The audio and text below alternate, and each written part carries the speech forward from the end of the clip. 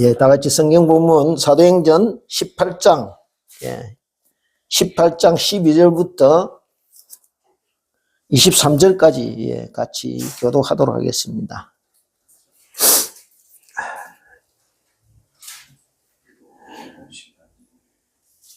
사도행전 18장 12절부터 23절까지입니다. 제가 가지고 있는 성경은 219페이지입니다.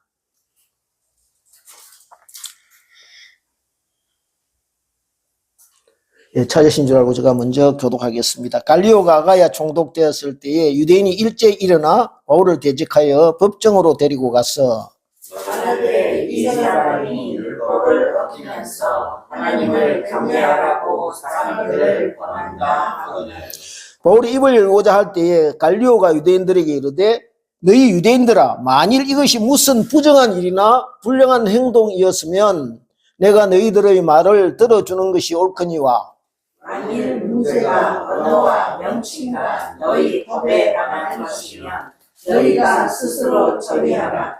나는 이러한 일에 재관장 되기를 원하지 아니하노라 하고 그들을 법정에서 쫓아내니 모든 사람이 회당장 소스데네를 잡아 법정 앞에서 때리되 갈리오가 이 일을 상관하지 아니하니라. 바울은 더 여러 날 머물다가 형제들과 작별하고 배 타고 수리아로 떠나갈 시에 브리스길라와 아굴라도 함께 하더라. 바울이 일찍이 소원이 있었으므로 갱그레아에서 머리를 깎았더라. 에베소에 와서 그들을 거기 머물게 하고 자기는 회당에 들어가서 유대인들과 변론하니 여러 사람이 더 오래 있기를 청하되 허락하지 아니하고 작별하여 이르되 만일 하나님의 뜻이면 너희에게 돌아오리라 하고 배를 타고 에베소를 떠나 가이사라에 상륙하여 올라가 교회의 안부를 물은 후에 안디옥으로 내려가서 같이 읽겠습니다. 얼마 있다가 떠나가 부르기아 땅을 차례로 다니며 모든 제자를 굳건하게 하니라. 이 사도행전은 제가 말씀드렸다시피 성령행전이라고 그렇게 일컫는다고 일전에 말씀드린 바 있습니다. 그것은 사도들의 행적을 가만히 이렇게 살펴보면 성령께서 함께 역사하시고 그들과 함께 하셨음을 성령이 주도한 사역이라는 것을 우리가 알 수 있게 된다는 것이죠. 17장을 보면요, 사도행전 17장을 우리가 보면은 아테네를 떠나서 고린도에 도착한 바울이 그곳 해당에서 같은 생업을 가진 여기에 보니까 아굴라와 브리스길라 부부를 만나게 됩니다. 그래서 이들의 직업이 뭐냐 하면은 천막 만드는 일, 텐트 메이커입니다. 텐트 메이커. 천막 만드는 일을 하면서 바울과 같이 이렇게 주님 전하는 일을 함께 동력하게 되어지는 것입니다. 천막이라고 해서 오늘날 같이 이런 천막이 아니고 우리가 그 올림픽 경기장 같은 거 가면 위에 이렇게 돔 형식으로 이렇게 덮는 그런 재질이 뭡니까? 그게 무슨 재질인지 이거 모르는데 그런 아주 특수 재질, 그러니까 그것도 특수한 기술이 필요한 것이겠죠. 그런 천막 만드는 일을 하는, 그러니까 오늘날로 치면 건축이죠. 건축에 해당되는 그런 같은 직업을 가진 부부를 만나게 됩니다. 해당에서 이렇게 만나서 이렇게 교제를 나누다 보니까 직업이 같으니까 서로 더 친하게 되겠죠. 그래서 같이 바울이 하는 하나님 전하는, 예수님 전하는 일에 같이 동참하게 된 것입니다. 이것을 볼 때 바울은 이 고린도에서도 생업을 위해서 열심히 일하면서도 한편 또 안식일마다 해당을 찾아 예수님을 전하게 되는 그런 모습을 우리가 볼 수 있게 됩니다. 누가는 그것을 가르쳐 바울이 말씀에 붙잡혀 예수는 그리스도라라고 증언하게 되었다고 이렇게 기록하고 있습니다. 그러나 고린도라고 해서 예가 아니었습니다. 유대인들이 가는 곳마다 이 바울을 대적해서 비방하고 방해합니다. 뒤에 보면요, 바울을 죽이기 전까지 먹지도 마시지도 않겠다고 맹세한 유대인들이 40명 정도 될 정도로, 그러니까 가는 쪽쪽 바울의 복음 사역을 방해하는 이 방해꾼들이 그를 뒤쫓고 있었다는 것이죠. 이렇게 방해가 극심한 가운데 그는 이들을 피해서 옮겨간 곳이, 있던 곳을 옮겨간 곳이 어디냐 하면은, 그가 옮겨간 곳이 디도 유스도라는 사람의 집이었고, 그 집이 바로 해당 곁에 있는 집이었다는 것입니다. 그리고 뒤에 보면은 그뿐만 아니라 해당장 그리스보라는 사람이 온 집안과 더불어 주님을 믿게 되고 복음을 영접하게 되는 것을 우리가, 그런 장면을 우리가 볼 수 있게 됩니다. 그러니까 고린도 지역 전체, 도시 전체에 복음의 강한 역사가 이렇게 시작되고 있는 것을 우리가 볼 수 있게 되는 것이지요. 그런데 그곳에서 바울은 주님이 환상 중에 위로하는 음성을 듣게 됩니다. 주님께서 뭐라고 말씀하시냐면, 내가 너와 함께 있으니 두려워하거나 겁내지 말라. 어떤 사람도 너를 대적하거나 해롭게 하지 못할 것이다 라는 위로의 말씀을 해주시는 것을 듣게 됩니다. 이렇게 주님의 강한 위로와 은혜로 인해서 그는 고린도에서 다른 지역과는 달리 무려 1년 6개월이라는 기간을 보내며 사역에 열중하게 됩니다. 그런데 이렇게 고린도에서 사역을 하고 있는 중간에 어떤 사건이 발생하게 됩니다. 오늘 우리가 교독한 본문은 그 사건을 이제 소개하고 있는데요. 다 같이 오늘 본문 18장 12절을 같이 한번 합독하겠습니다. 시작. 갈리오가 아가야 총독되었을 때에 유대인이 일제히 일어나 바울을 대적하여 법정으로 데리고 가서, 법정으로 유대인이 바울을 대적하여 법정으로 데리고 갔어라고 되어 있습니다. 그러니까 여기에 누가가 그 당시 아가야 지방을 다스리고 있던 갈리오라는 사람을 소개하고 있는데요. 자세하게 소개하고 있습니다. 그런데 왜 이렇게 자세하게 소개하고 있느냐 하면은, 이 갈리오가 바울에게 내린 어떤 법정 선언 때문에, 이 사건의 결말 때문에 바울이 로마의 황제에게 상소를 하게 되고 결과적으로 로마로 직행할 수 있는 직행 선교의 길이 열리는 계기가 되었기 때문입니다. 그럼 이제 오늘 본문을 좀 더 이해하기 위해서 도대체 이 갈리오라는 인물이 어떤 사람인가라는 것을 좀 알아볼 필요가 있는데요.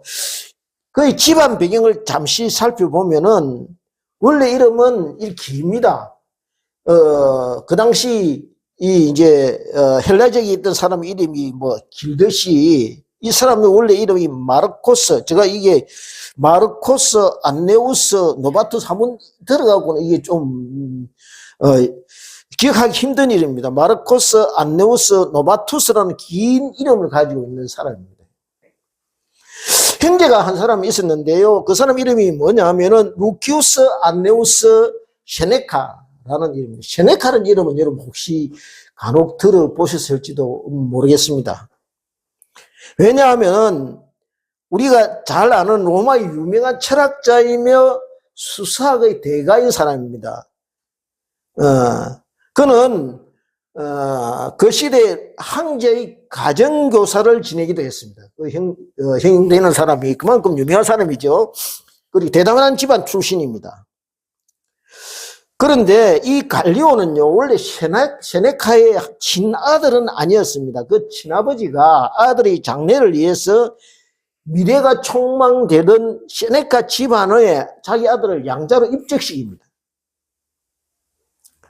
그러니까 아들의 출세를 위해서 양자로 보낸 것이죠. 그 집안, 유명한 집안에.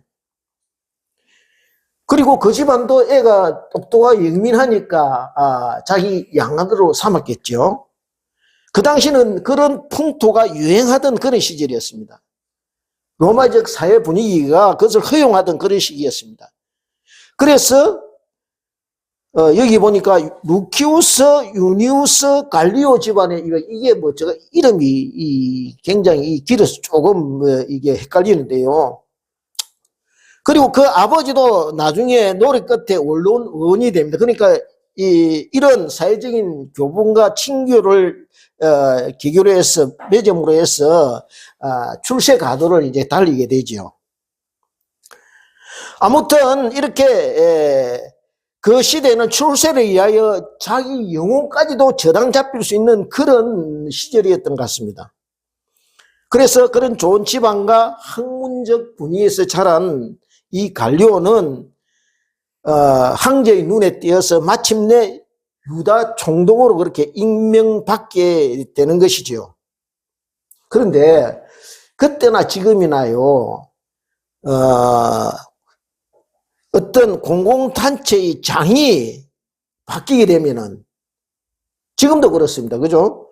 자기 바뀌게 되면 평소 사람들이 마음에 품고 있는 민원, 잘 들어준지 않든 민원을 되든 안 되든 사람이 바뀌었으니 그냥 드립니다. 왜냐하면은 새로 오는 사람들은 이 단체의 장들은 나름대로 이 지역민들한테 잘 보이기 위해서 그 민원을 가급적이면 들어주려고 이렇게 노력하거든요. 그것을 노리고 사람들이 그냥 이렇게 민원을 제기하는 것입니다.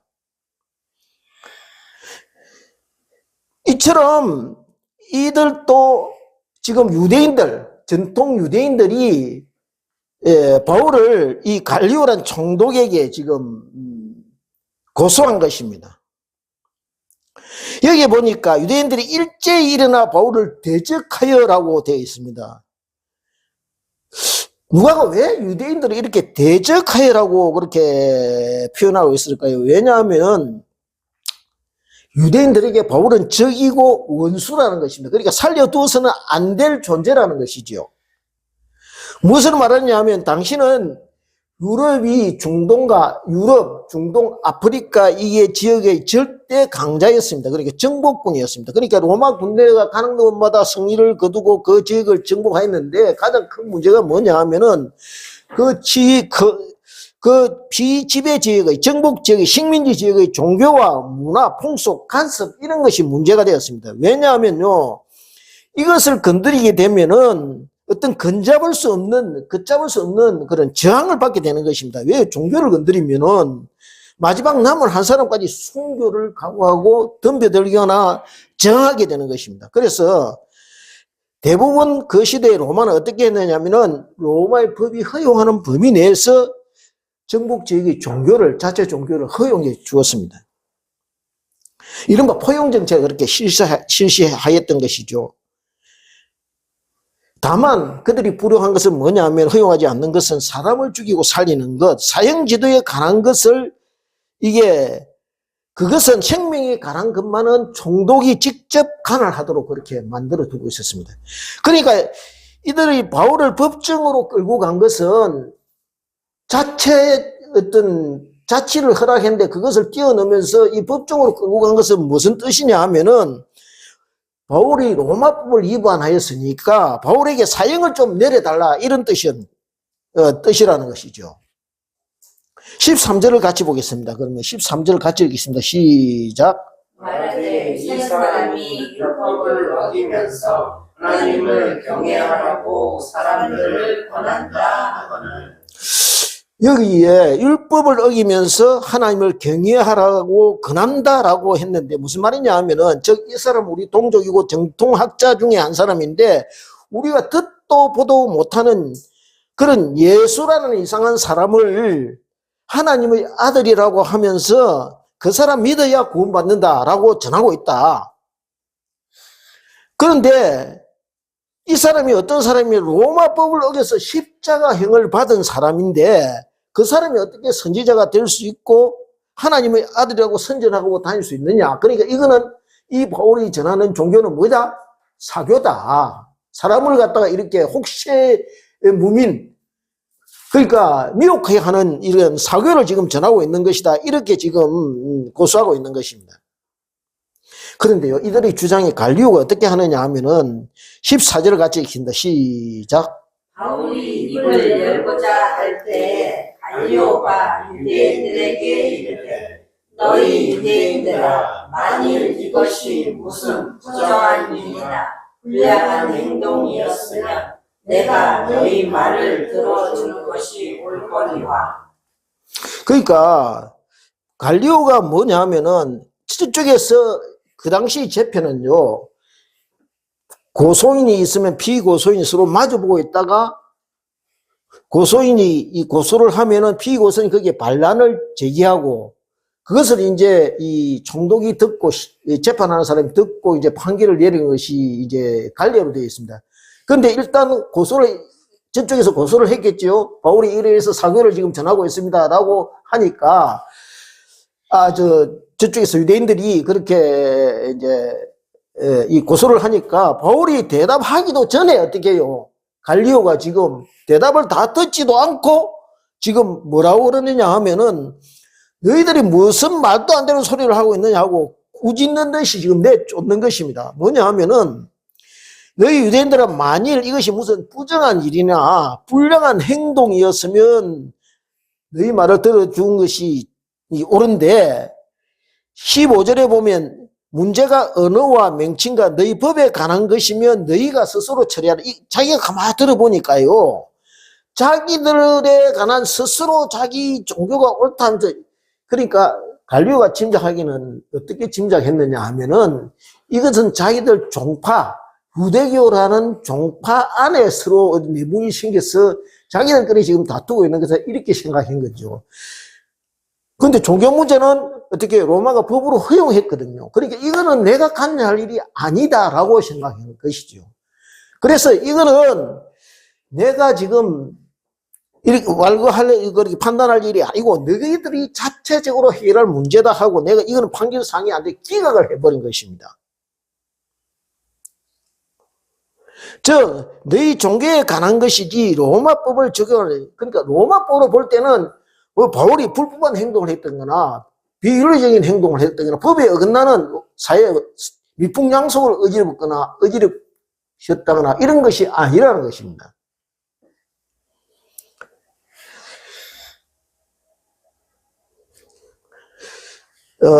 그러니까 이 갈리오가 이 한 법은요, 지금 이 선언은 뭐냐 하면은 갈리오가 이렇게 함으로써 어떻게 해요? 복음 전도에 관한 어떤 법률의 판례가 세워지게 된 것입니다. 문제가 뭐냐면요, 법에 어떤 판례가 있으면요, 그다음부터는 모든 사람들이 이 판례에 따릅니다. 법을 적용할 때. 그러니까 이때까지는 어떤 복음 예수님 전한 것에 대한 로마법에 저촉되느냐 저촉되지 않느냐 하는 문제가 갈리오가 이 선언을 함으로써 어떻게 해요? 예수님 전한 것은 로마법이 하등 저촉되지 않는다라고 지금 이 판결 선언이 했기 때문에 이제부터는 바울이 어떻게 해요? 마음 놓고 예수님 전할 수 있게 되었다. 그것을 지금 말씀하고 있는 것입니다. 로마법에서 분하지 않았으니까 유대인들이 아무리 핍박하고 박해하고 이렇게 막으려 해방을 놓아도 로마법이 금지하지 않으니까 막을 수 있는 방법이 지금 없게 되었다는 것이죠. 그러니까 바울이 손을 들어준 것입니다. 그래서 저는 이것을 보고 이렇게 의하게 생각하는 사람도 있을 것이다 이렇게 생각해요. 왜냐하면요, 우리가 법 체계가 어떻게 되어 있으면 제일 상위권에 상위에 있는 법이 우리나라 지금 헌법이 있고, 그 다음에 뭐 각종 특별법이 있고, 일반법이 있고, 그 다음에 시행 규칙이 있고, 뭐 규례 있고 이럴 거 아닙니까? 그죠? 그럼 우리가 볼 때요, 세상 최고의 법은 무슨 법입니까? 하나님의 법이에요. 그런데 하나님의 법을 어떻게 해요? 세상법에서 판단해 달라고 지금 고소하는 자체도 잘못됐고, 그죠? 유대인들이 지금 하나님의 법이 엄연히 세상 최고의 법인데, 하나님의 법이 세상법을 바르게 됐는가, 안 되는가, 이 판단해야 되는데, 아니, 하나님의 법을 세상 법정에 이걸 판단해 주십시오 하는 자체가 지금 어떻게, 이게 웃기는 이야기예요, 지금. 그런데 그것을 어떻게 해요? 갈리오도 가만히 보니까 어떻게 해서든지 이거는 내가 판단할 대상이 아니다 하고 기각시켜버렸거든요. 그거는 맞아요. 왜요? 자기가 판단할 자격이 없어요. 우리가 볼 때는. 그거는 하나님의 법을 어떻게 세상법으로 그걸 판단해요. 그러니까 너희들끼리 알아서 해라 하는 게 맞는 거예요. 제가 이것을 보고 무엇을 느꼈느냐 하면은 뒤에 제가 자세하게 말씀드리겠지만은,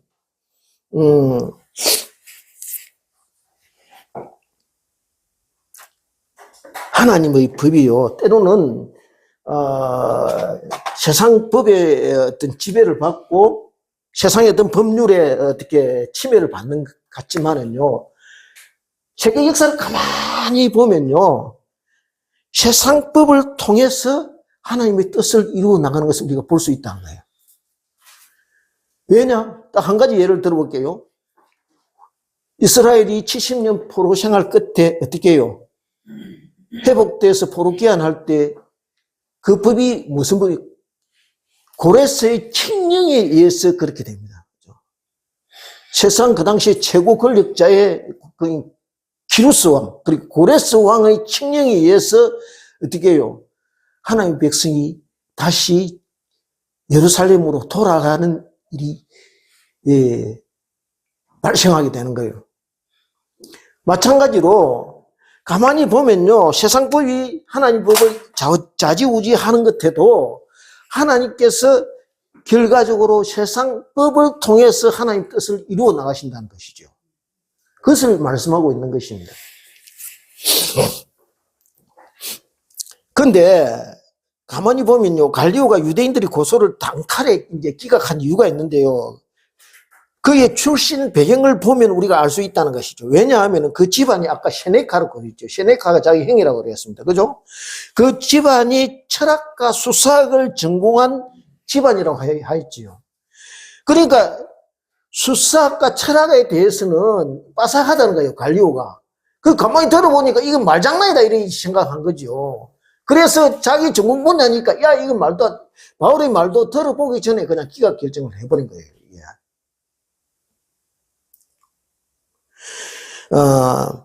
그러니까 이 문제가 어떤 문제라는 것을 그가 단번에 알아차린 것입니다. 그런데 이렇게 문제의 핵심을 바로 집어낸 이 갈리오가 이런 행한 이 선언문 어떻게 해서 됐을까요? 보니까 앞의 11절 18장 11절 볼까요? 11절 같이 한번 읽겠습니다. 10절 읽겠습니다. 9절 10절 같이 읽겠습니다. 시작. 밤에 주께서 환상 가운데 바울에게 말씀하시되 두려워하지 말며 침묵하지 말고 말하라. 내가 너와 함께 있으며 어떤 사람도 너를 대적하여 해롭게 할 자가 없을 것이니 이는 이 성중에 내 백성이 많음이라 하시더라. 그리고 두려워하고 침묵하지 말고 내가 네 편이다. 지금 하나님께서 이렇게 말씀하시잖아요. 갈리오가 지금 하나님 편이에요. 그죠? 뭐 결국으로 그래요. 하나님 편, 자기는 하나님 편이 아니라고 하겠지만 결국 하나님 편에서 지금 판결을 집행한 거예요. 이게 보니까.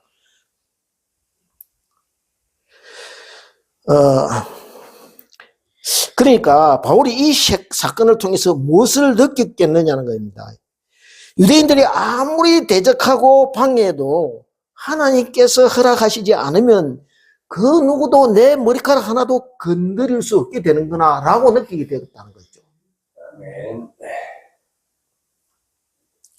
16절에요. 이 떼거리로 이제 18장 16절에 보면 떼거리로 몰려온 그런 유대인들을 갈리오 총독이 파리떼 쫓듯이 그냥 쫓아버립니다. 그러니까 기세등등하게 몰려했던 사람들이 뭐 어떻게 되겠습니까? 분을 못 참아서 자기 뜻대로 못하니까 지금 엉뚱한 사람한테 몰려 종로에서 뭐 어디 가서 한강에서 빠먹고 뭐 종로에서 뭐 분풀이 한다 그럽니까? 저런 엉뚱한 사람에서 분풀이를 하고 있는 것을 우리가 보게 되면 17절을 같이 보겠습니다. 18장 17절 같이 읽겠습니다. 시작. 모든 사람이 외강장 소스데네를 잡아 법정 앞에서 때리되 갈리오가 이 일을 상관하지 아니하니. 아니 지금 피의 원소인은 바울인데 바울은 나놓고 이 해당장 소스데네를 잡아가지고 법정에서 그냥 뭐 이 린치를 가합니다. 그죠? 그러니까 이게 말도 안 되는 거예요. 근데 또 갈리오도 이게 가만 놔둬요. 그냥 너희는 너희끼리 해결하라고 이렇게 놔둬버립니다.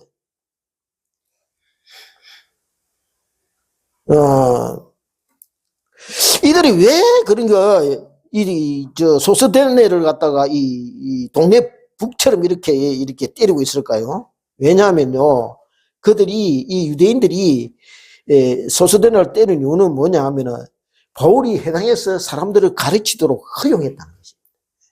3주간 뭐 이게 1년 6개월 동안 이러니까 이게 지금 제가 기록을 찾아보니까 AD 51년이라고 되어 있습니다. 이게 갈리오가 총독 부임한 때가 AD 51년이라 되어 있는데 51년이면 예수님 돌아가신 지 뭐 한 20년 정도 지났겠죠. 그죠? 33년에 돌아가실 때 보면 한 뭐 18년에서 한 20년 정도 이제 복음이 기독교 초기 역사에서 한 20년 정도 흐른 그런 시기입니다.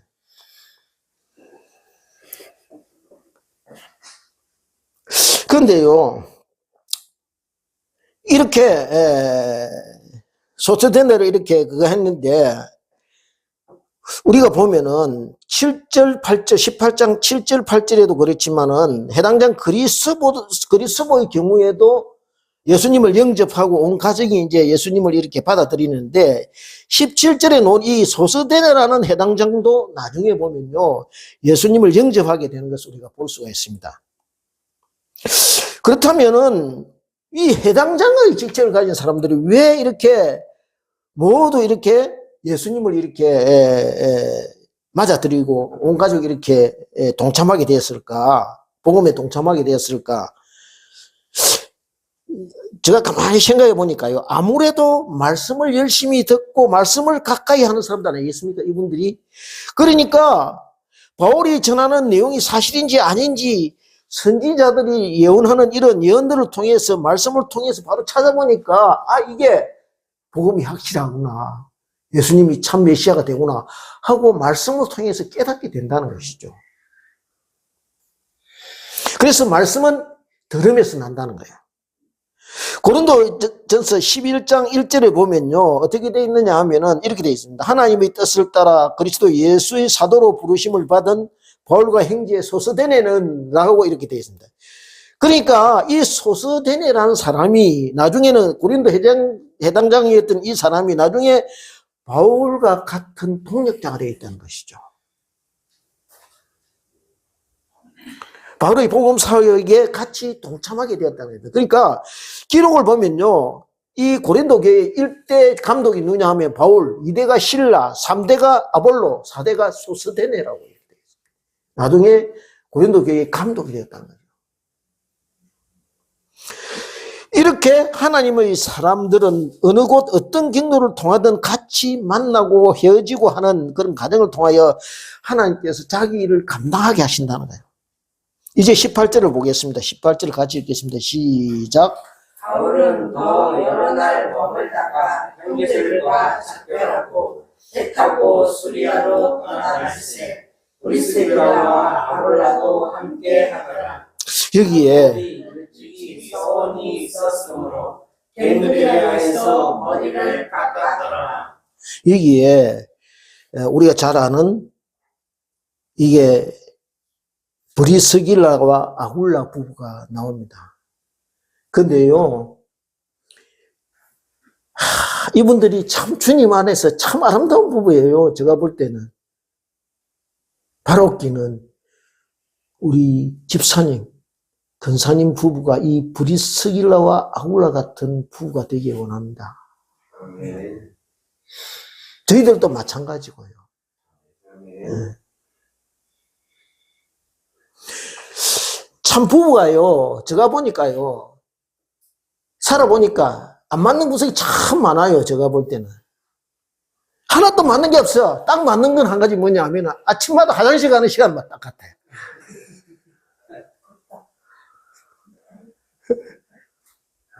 그죠? 근데 이렇게 안 맞지만은요, 어떨 때 잘 맞느냐 하면 함께 예수 안에 있을 때 딱 맞게 된다는 거예요. 예수님 안에. 한번 볼까요? 로마서 16장 3절부터 5절 한번 같이 보겠습니다. 로마서 16장 5절에서 261페이지.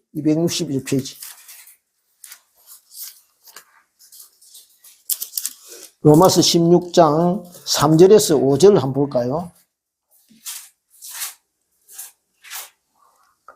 한번 볼까요? 예, 찾으셨습니까? 제가 읽겠습니다. 너희는 그리스도 예수 안에서 나의 동력자인 브리스가와 아굴라에게 문안하라. 그들은 내 목숨을 위하여 자기들의 목까지도 내어놓았나니 나뿐 아니라 이방인의 모든 교회도 그들에게 감사하느니라. 5절 같이 읽겠습니다. 시작.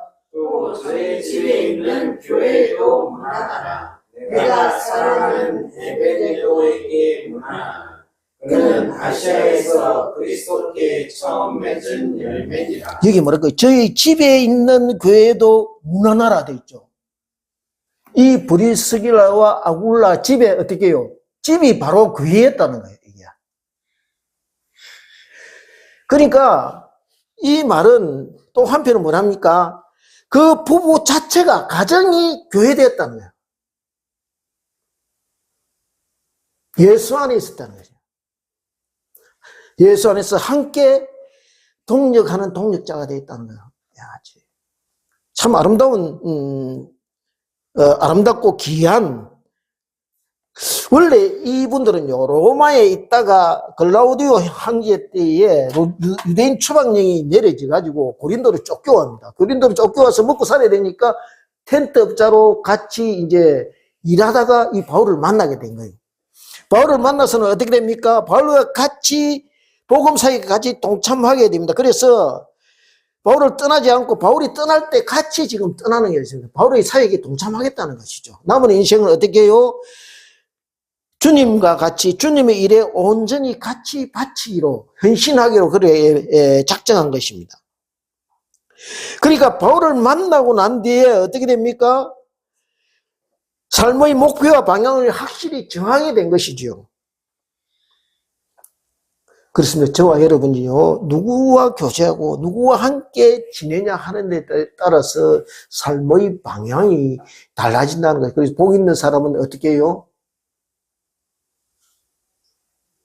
복 있는 사람은 언제? 복 있는 사람은 곁에 있는다는 거예요. 복 있는 사람은 악인의 길을 쫓지 아니하고 죄인의 길에 서지 아니하고. 그러니까 같이 있는 사람이 다르다는 것이죠. 함께 있는 사람이 항상 어떻게 해요? 주님과 같이 하는 사람. 누구와 함께 있는 것이 교제. 그래서 그것이 앞으로의 우리 삶을 결정한다는 것이에요. 18절 같이 보겠습니다. 18절. 아까 사도행전 18장, 18절을, 아까 같이 우리가 봉독했죠. 그런데 여기 보니까 후반절에 보면은 바울이 일찍이 소원이 있으므로 갱거리에서 머리를 깎았더라 되어 있죠. 머리를 길게 기르는 것은 원래 나시린의 세약에 관하여 기록되어 있습니다. 나시린 세약을 한 사람은요, 여기에 자기 몸을 구별하여서, 어떻게 해요? 그 세약 기간 동안은 머리를 깎지 못하고 그렇게 몸에 이 머리에 삭도를 이렇게 대지 못하도록 되어 있습니다. 그리고 심지어 부모 형제가 죽어도 시체를 가까이 하지 못하도록 그렇게 하고 있습니다.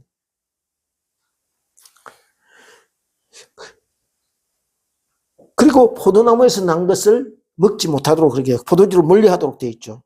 그렇게 하다가 이제 서원 기간이 지나가 나면, 그러니까 어떤 서원이 있을 때 이제 나시를 서약을 하는 것이죠.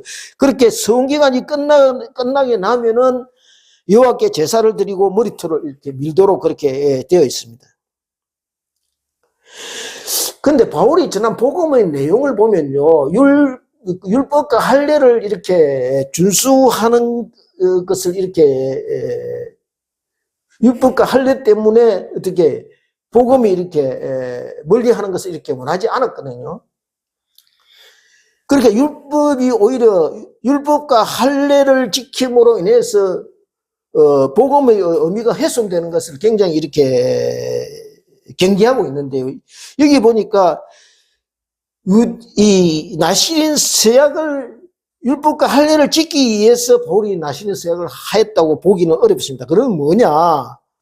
우리가 추측할 수 있는 것은 고린도에서 왜 그러면 나시린 서약을 하게 되는지 그것을 우리가 살펴볼 필요가 있는데, 그거는 왜냐하면은 유대인들이 바울을 이렇게 대적하여서 비방하였기 때문에, 또 그 가운데서 한상 가운데서 주님이 위로와 격려의 말씀을 주셨죠. 그래서 두려워하지 말고 침묵하지 말고 그렇게 겁내지 말고 담대하라. 너를 할 사람이 없을 것이다. 위로의 말씀을 주셨는데, 그 때문에 바울이 주님 앞에 내가 순교해야 되겠다라고 생각한 것이 아닌가라고 여겨집니다. 그리고 자그마치 이제 1년 6개월간 고린도에서 머물고 되어 있는데요. 어떤 사람들은 고린도에서 일어난 사건과 관련해서 바울이 어떤 서약을 하였느냐 하면은 이 머리 깎은 것을 두고 다른 서약을 한 것이 아니라 고린도 교회가 이 지역에 완전히 뿌리를 내릴 때까지 내가 여기 남아 있겠습니다 라고 서약한 것이 아닌가라고 그렇게 생각합니다. 그런데 누가가 여기서 머리 깎은 일을 두고 이렇게 특별히 기록하고 있는 것은 어떤 깊은 뜻이 있는가 아닌가 이렇게 여기죠. 무엇인가 하면은, 여러분 정통 회당에 들어가서요 유대인들에게 말씀을 가르치기 위해서는, 예수님의 복음을 전하기 위해서는 어떤 복장을 하는 것이 유익하겠습니까? 정통 유대인 복장을 하고 가서 가르치는 게 훨씬 말이 잘 먹혀 들어가겠죠. 그죠? 랍비 복장을 하고 가서 어떤 이게 가르치거나 하면 훨씬 바울이 전하는 말씀이 설득력 있게 비춰질 것입니다. 그러니까 그렇게 하기 위해서 회당에 들어가서 이 유대인들에게 말씀을, 예수님을 좀 효과적으로 전하기 위해서 그렇게 하였을 것이다 라고 그렇게 말하고 있는 것입니다. 그런데 이제 어떻게 해요?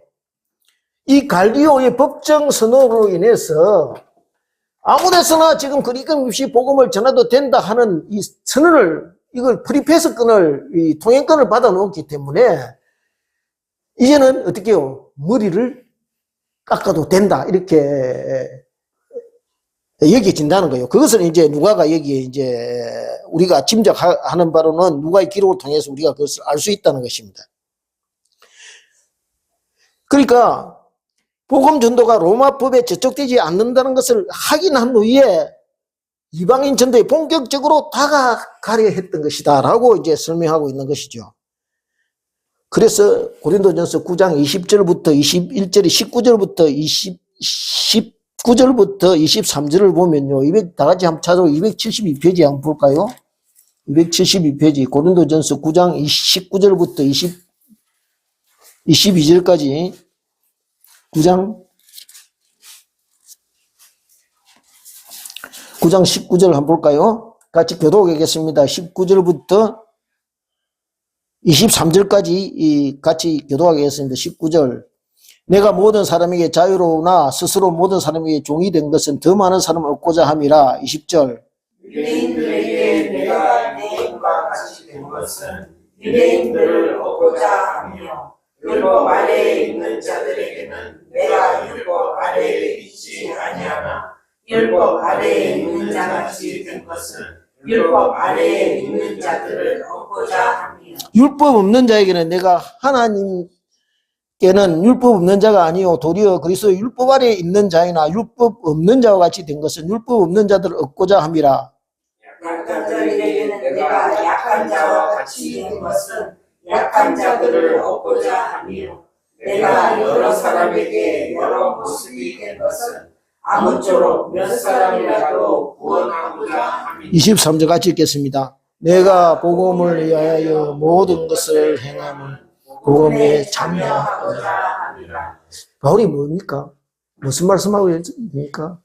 무엇이 본질이냐는 거예요. 무엇이 중요하냐는 것입니다. 복음을 위해서는 내가 이런들 어떠리 저런들 어떠리 중요하지 않은 것은 그냥 대수롭지 않은 것은 그냥 아무래도 좋다는 거예요. 어떤 교회에서요 분열이 일어났습니다. 어떤 교회에서 교회 리모델링을 하면서 십자가를 3개를 하느냐, 작은 십자가를 3개를 하느냐, 큰 십자가를 하나로 하느냐 파가 갈렸어요. 그래서 교인이 떠나갔습니다. 몇 사람.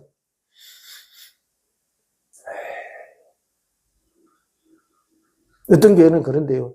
교회 이 카펫을 따는데 붉은 카펫을 까느냐, 이 파란색 까느냐, 그걸 두고 중요한 것은 뭡니까? 예수 그리스도의 복음만 중요. 남은 일은 아무렇게 다 양보해도 된다는 거예요.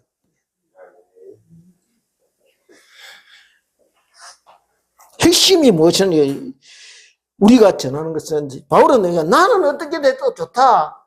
지금요 바울이 지금 이 갈리오의 이 법정 판례를 듣고 어떻게 하느냐 하면 나는 죄수가 되어도 좋다. 로마에 가서 복음을 전하기만 하면 된다는 거예요. 그래서 이 복음 선언문 뒤에 바울이 어떻게 결심하느냐 하면 뒤에 그 행적을 쫓아가 보면요 일부러 예루살렘으로 올라갑니다. 예루살렘으로 올라가려 할 때 많은 교인들이 말립니다.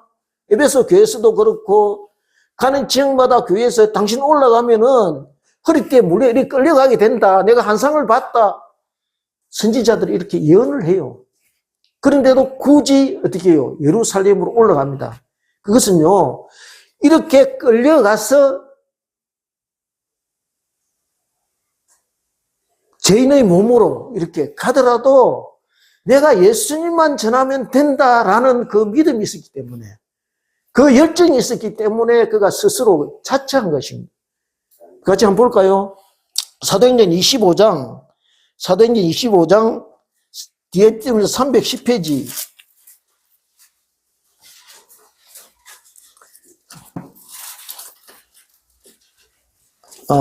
사도행전 25장 310페이지가 아니고 사도행전 25장 6절로부터 8절 230페이지 231페이지 6절 한번 볼까요? 예루살렘에 끌려가서 이게 재판받고 있는, 가이사랴에서 재판받고 있는 이 장면인데요. 6절에 보면은 베스도가 그들 가운데 8일 혹은 10일을 지낸 후 가이사랴로 내려가서 이튿날 재판 자리에 앉고 바울을 데려오라며 잡혀서 이제 재판을 받는 중입니다. 유대인들한테 잡혀가지고. 그가 노매 예루살렘에서 내려온 유대인들이 둘러서서 여러 가지로 중대한 사건으로 고발하되 능히 증거를 대지 못하니라. 바울이 변명하여 이르되 유대인의 율법이나 성전이나 가이사에게나 내가 도무지 죄를 범하지 아니하였노라 하니, 이거 왜 어떤 자신감입니까? 갈리오에서 아까 판결문을 그 앞에서 받았거든요. 그러니까 이거는 로마법에 저촉되지 않는 건 확실하게 이제 증명받은 셈입니다. 그래서 뛰어넘어서 12절 같이 읽겠습니다. 시작. 베스도가 배석자들과 상의하고 이르되 네가 가이사에게 상소하였으니 가이사에게 갈 것이라 하니라. 뭐라고요? 바울이 이 갈리오의 판결문을 근거로 해서 어떤 결심을 하게 되느냐 하면은, 내가 이제부터 어떻게 해요? 재판 받으면서 나는 그 당시 로마 시민권을 가지고 있으면 가이사 황제에게 상소하고 있거든요. 황제에게 가겠다라고 상소를 지금 한 것입니다. 그래서 어떻게 해요? 죄수의 몸으로 로마까지 가서 로마의 심장 한가운데로 들어가서 복음을 전해야 되겠다라는 결심을 하게 된 것입니다. 뭡니까? 하나님께서 바울에게 주신 땅끝은 어디입니까? 로마의 항실이에요. 제가 볼 때는. 제국의 한가운데로 들어가서 범의 아가리로 들어가서 지금 어떻게 해요? 예수님 전해야 되겠다 하는 그 열정을 바울에게 주신 거예요.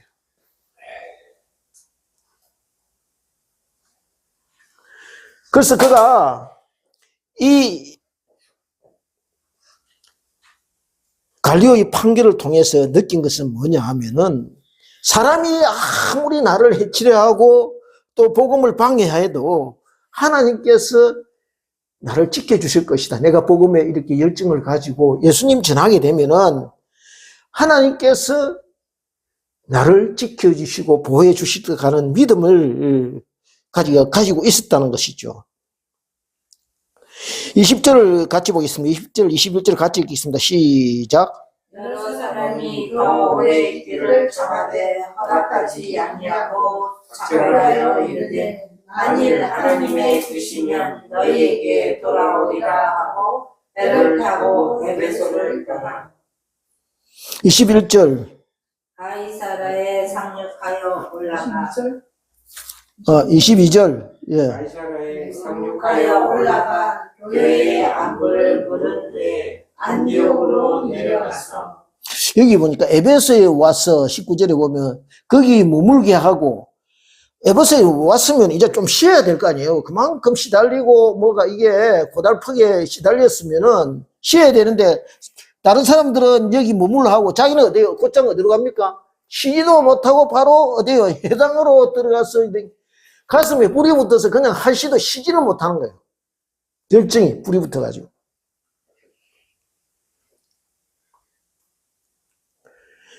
그리고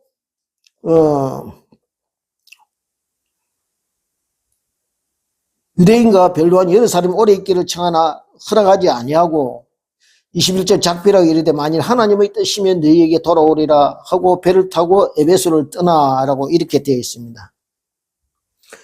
왜 그러면 바울이 이렇게 서두르느냐 하면은 알려지기로는 봄철에 있는 아비벌 4월 14일에 있는 6월절 행사를 예루살렘에서 지내기 위해서 그래서 서둘렀다. 왜냐하면 겨울철이 되면은 한 3개월 동안 이 배가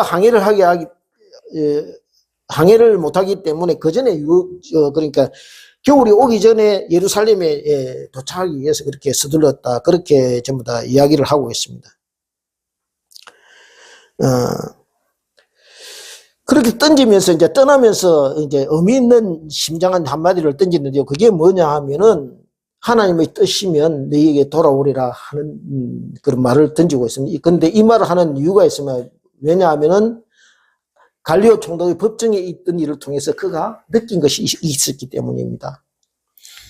즉 예수 그리스도의 복음을 위해서 헌신하는 그를 지켜주고 보호해 준 것은 로마법이 있어. 오히려 로마법이었습니다. 그죠? 유대인들은 자기를 세상법에 걸어 해치려고 하고 목숨 끊으려 하고 혈안이 되어 있었지만은 로마법이 그를 지키고 보호해 주었습니다. 뭐냐면은 로마 당국이 하필이면 그때 갈리오라는 사람을 총독으로 보내어 그를 손대지 못하고 지켜주어서 계속 복음 전하는 일에 막힘이 없도록 힘을 실어주었다는 것이죠. 그 사건을 겪으면서 그가 깨달았던 것입니다. 그래서 하나님의 사람이 일어나고 눕는 것, 하나님의 사람을 보호하고 지켜주는 것, 하나님이 세상 누구를 동원하고 누구의 생각을 간섭하고 건드려서 어떻게 하시든지 하나님께서 자기가 하시고자 하는 일은 자기의 자녀들 머리털 하나도 건드릴 수 없도록 그렇게 하신다는 것을 그가 확신하게 되었다는 것이죠. 즉 세상 권력자들 뒤에서 그들을 꼭두가시처럼 조정하고 계시는 보이지 않는 하나님의 손길을 그가 보게 되었다는 것입니다. 그래서 역사의 주인은 사람이 아니라 하나님이시다 하는 것을 고백하고 있는 것입니다. 하나님의 뜻이면 돌아오게 되리라. 잠언 16장 9절 말씀입니다. 사람이 마음으로 자기의 길을 계획할지라도 그 걸음을 인도하시는 이는 여호와시니라.